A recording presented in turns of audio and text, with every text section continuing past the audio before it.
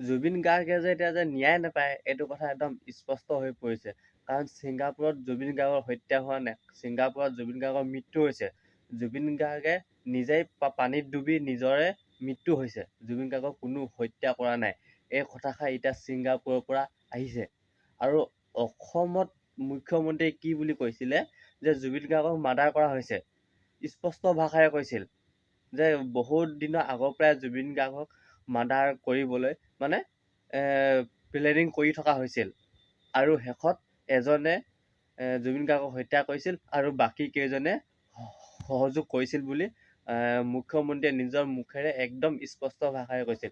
এতিয়া অসমৰ ৰাইজে বা কি কয়? এতিয়া ছিংগাপুৰত দেখোন এইটো কথা ওলাইছে যে ছিংগাপুৰৰ আদালতত জুবিন গাৰ্গক মানে হত্যা কৰা হোৱা নাই, জুবিন গাৰ্গে পানীত ডুবিহে জুবিন গাৰ্গৰ মানে মৃত্যু হৈছে বুলি এই কথাষাৰ ছিংগাপুৰৰ পৰা আহিছে বৰ্তমান সময়ত। আপোনালোকক ইলেকশ্যনৰ পিছত জুবিন গাৰ্গৰ অভিযোগ নামাখনৰ ওপৰত মই আলোচনা কৰিম। ছিংগাপুৰৰ জাজমেণ্টটো আৰু আমাৰ চাৰ্জশ্বিটৰ মাজত পাৰ্থক্য নাই। অসম চৰকাৰেও কৈছে যে মদটো খাইছিলে কিন্তু খুৱাই দিয়া হৈছিলে।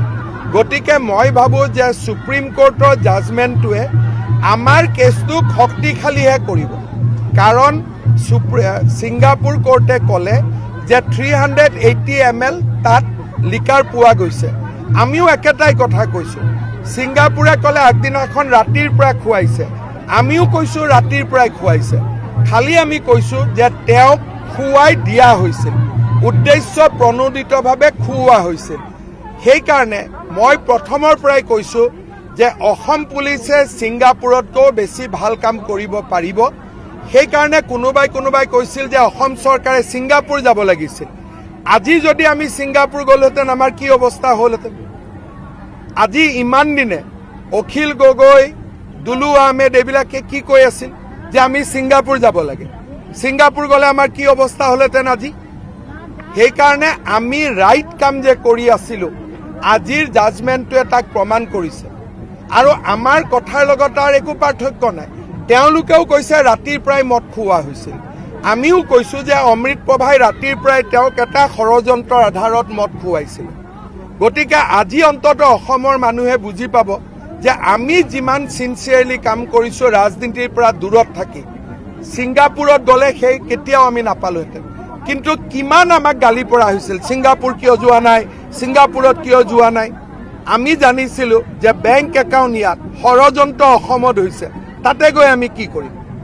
আৰু আজি ছিংগাপুৰৰ জাজমেণ্টটোৱে প্ৰমাণ কৰিছে যে আমি ছিংগাপুৰত নোযোৱাটো কিমান ভাল। ডুবি পেলাই মৃত্যু হোৱা বুলি কৈছে। পানীত ডুবিল কিয়, কেনেকৈ ডুবিল, ডুবালে কোনে? তেওঁ যদি জুবিন দাক পানীত থাকিবৰ কাৰণে এৰি দিয়ে মানে কি, তই মৰ। আৰু মদ আপুনি বেছি বাৰ্থডে পাৰ্টি খোৱা আৰু এজন অসুস্থ মানুহক পিছদিনা মাৰিবৰ কাৰণে খোৱাৰ মাজত কিন্তু পাৰ্থক্য আছে। তেওঁৰ গাতটো আঘাত আছে, আঘাত কেইটা কথাটো কৰোণা কৰোঁতে একো ক'ব নোৱাৰিলে, কিয় নোৱাৰিলে? আপোনাক মাৰিবৰ কাৰণে মই ডেগাৰেৰে মাৰিব লাগে বুলি কথা নাই, বন্দুকেৰে গুলিয়াব লাগে বুলি কথা নাই। ছিংগাপুৰৰ দেশৰ এটা নিয়ম আছে, তাত যদি কোনোবা তেনেকৈ ঢুকায় তেতিয়া তেওঁলোকে আচল মৃত্যুৰ কাৰণটো চাব বিচাৰে।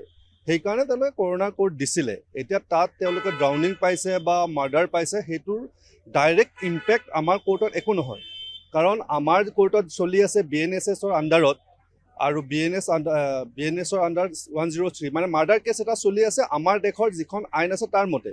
আৰু তেওঁলোকে ইনভেষ্টিগেশ্যন কৰিছে মানে কাৰণটো জানিবৰ কাৰণে তেওঁলোকৰ মতে।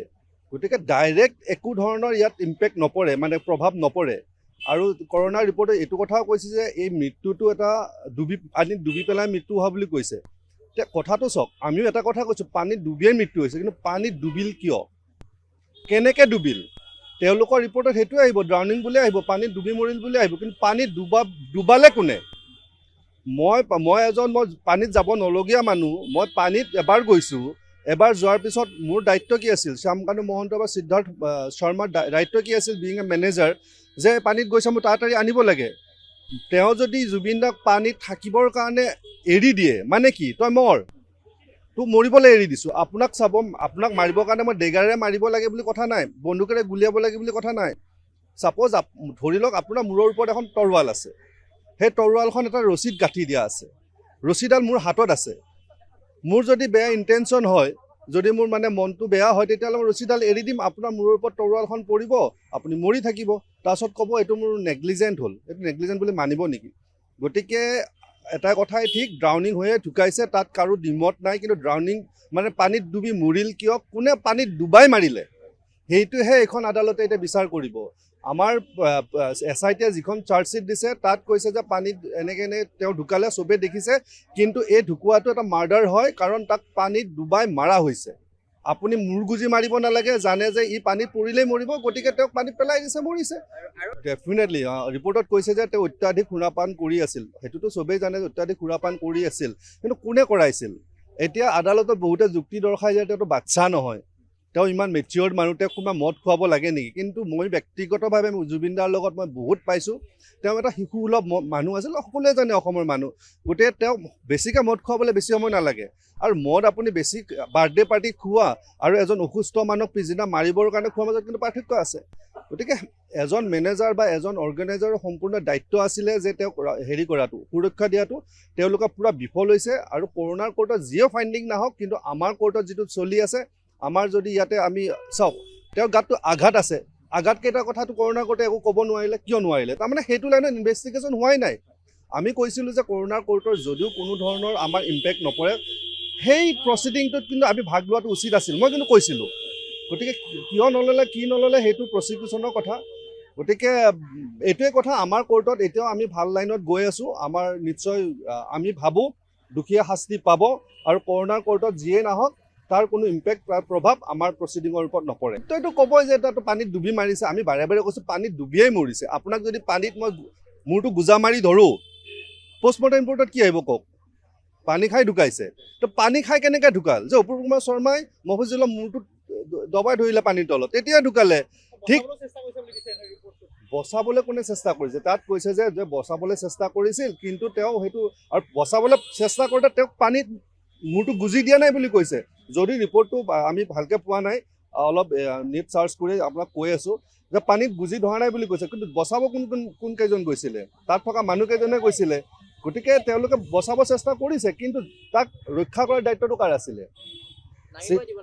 নামিবই দিব নালাগিছিল। ঠিক আছে, ভুলবশতঃ তেওঁ যেদি মানুহ নামি গ'ল, নামাৰ পিছত মোৰ দায়িত্ব, মই যদি মেনেজাৰ মোৰ দায়িত্ব কি আছিল? ওপৰত বলো আপুনি নামিব নোৱাৰে, কোনো কাৰণত নামিব নোৱাৰে, ধৰক চাকৰি যাওক মোক, তেনেকুৱা ধৰণৰ হ'ব লাগিছিল। গতিকে কৰোণা কোৰ্টৰ যিটো ফাইণ্ডিংছ আছে, তেওঁলোকৰ ফাইণ্ডিংছত এইটোৱে কথা যে তেওঁ পানীত ডুবি ঢুকাইছে। আৰু আমাৰ এটা কথা হ'ল, পানীত ডুবি কেনেকৈ ঢুকিল, কোনে ডুবালে, সেইটোৱে আমাৰ কোৰ্টে বিচাৰ কৰি উলিয়াব। আৰু যদি গম পায় যে সিদ্ধাৰ্থ বা শ্যাম কানুহঁতে পানীত ডুবাই মাৰিছে, নট ডাইৰেক্টলি নহয়, ইমপ্লাইডলি বা অলপ আওপকীয়াভাৱে পানীত ডুবাই মাৰিছে, তেতিয়া তেওঁলোকৰ নিশ্চয় শাস্তি হ'ব। একজেক্টলি এইটো কথা ক'লে আচলতে চাওক, এই যিটো ফাষ্ট ট্ৰেক কোৰ্ট হ'ব লাগে, ডে টু ডে হিয়াৰিং কৰা ফাষ্ট ট্ৰেক কোৰ্ট হ'ব লাগে, সেই কথাটো প্ৰথম দিনাৰ পৰাই কিন্তু আমিয়েই দাবী জনাই আহিছিলোঁ, আমিয়েই চৰকাৰক আহ্বান জনাই আহিছিলোঁ।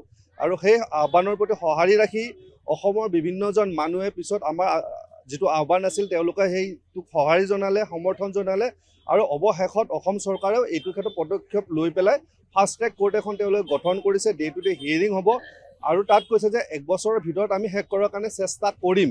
গতিকে আমি চৰকাৰক ধন্যবাদ দিছোঁ এই ক্ষেত্ৰত, কাৰণ তেওঁলোকে ফাষ্ট ট্ৰেক কোৰ্ট এখন গঠন কৰিছে, ডে টু ডে হিয়াৰিঙৰ কাৰণে কৰিছে, আমাৰ দাবী মানি লৈছে। আমি সঁচাকৈ এই ক্ষেত্ৰত হেপী, কাৰণ এতিয়া অসমৰ প্ৰতিজন মানুহে হিয়াৰ আমঠু তেওঁলোকৰ ঘৰৰ কেছটো খুব সোনকালে এবছৰত আৰামছে শেষ হৈ যাব কেছটো। যিকেইখন প্ৰবাসী অসমীয়া ভাৰতৰ নাগৰিক, তেওঁলোকতো আহিবই লাগিব যদি প্ৰচিকিউশ্যনে বিচাৰে। চাওক, এটা গোচৰত আপোনাক মই সাক্ষী বনালোঁ, তেনেকৈ 396জন সাক্ষী বনালোঁ, কিন্তু গোচৰটো প্ৰতিপন্ন কৰাৰ কাৰণে আদালতত সকলোকে যে মাতিব লাগিব কোনো কথা নাই। এতিয়া কোনোবা পৰিয়ালটোক লৈছে, কিবা কাৰণত SITয়ে লৈছিলে, কিন্তু দেখিছে প্ৰচিকিউশ্যনে যদি দেখে যে এইটো তেওঁ সাক্ষী দৰকাৰ নাই, তেতিয়া নামাতিলেও চলিব। গতিকে 396 উইটনেছেছ আছে, গোটেই সাক্ষীকে যে মাতিব লাগিব সেইটো কথা নাই। যদি প্ৰবাসী অসমীয়া কেইজনক লাগে, তেতিয়া নিশ্চয় কোৰ্টৰ পৰা সমন গ'ল তেওঁলোক আহিবই লাগিব, বাধ্য তেওঁলোক।